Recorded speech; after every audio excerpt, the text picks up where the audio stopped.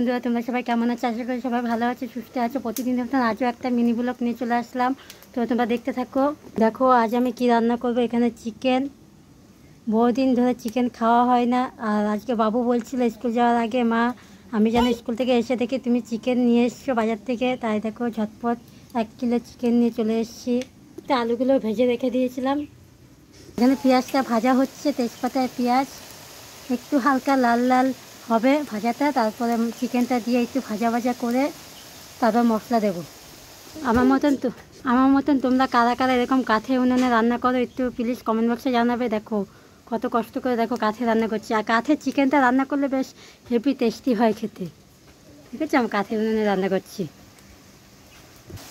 দেখো বন্ধুরা পেঁয়াজটা ভাজা ভাজা হয়ে গেছে, এবার চিকেনগুলো দিয়ে দেবো এর মধ্যে। দেখো বন্ধুরা চিকেনটা দিয়ে দিচ্ছি, একটু ভাজা ভাজা হবে তারপর মশলাটা দিয়ে দেবো। চিকেনটা ভাজা ভাজা হচ্ছে, আর একটু ভাজা হোক, ভাজা হলে মশলাটা দিয়ে দেবো।